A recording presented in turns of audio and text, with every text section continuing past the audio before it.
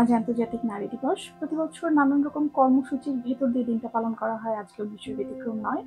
এই দিনে দেখা যায় যে যেসব নারীরা সফল হয়েছেন, বিভিন্ন ভালো পদে আছেন, তাদের অনুপ্রেরণার গল্পগুলো আমরা শুনি এবং তাদের সাফল্য গাঁথা শুনি। কিভাবে নারীরা অনেক সংগ্রাম করে টিকে আছেন সেই সমস্ত গল্প শুনি। কিন্তু একটা জিনিস ভেবে দেখার বিষয় এই 2025 সালে বসে, যে নারী দিবসের প্রতিপাদ্য কেবলই উদযাপন করা কিনা।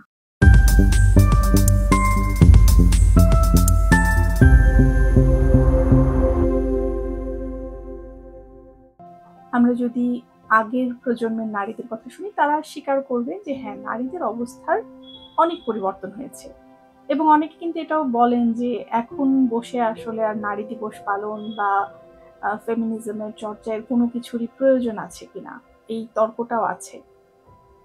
কিন্তু নারী দিবস আসলে কিসের কথা বলে? নারী দিবস আসলে একটা বৈষম্য মুক্ত সমাজের কথা বলতে চায়। বৈষম্যটা হয় কেন?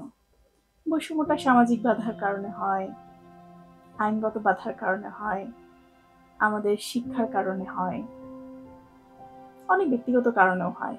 তো নারী দিবস কথা বলবে যাতে এই বাধাগুলো দূর করা যায়।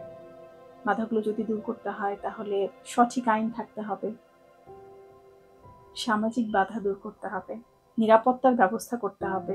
আইন থাকলো, নিয়ম থাকলো, কিন্তু সেগুলো সঠিকভাবে পালন করা হচ্ছে কিনা সেই ব্যাপারে নজরদারি থাকতে হবে।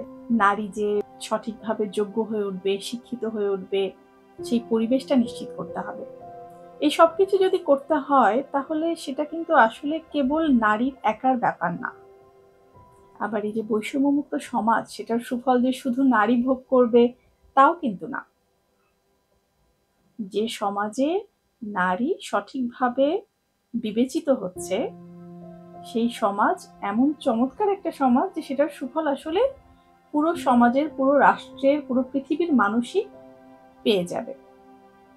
নারীর জন্য এই যে আকাঙ্ক্ষিত সমাজ, এটার চর্চাটা কিন্তু পরিবার থেকে শুরু হওয়ার কথা।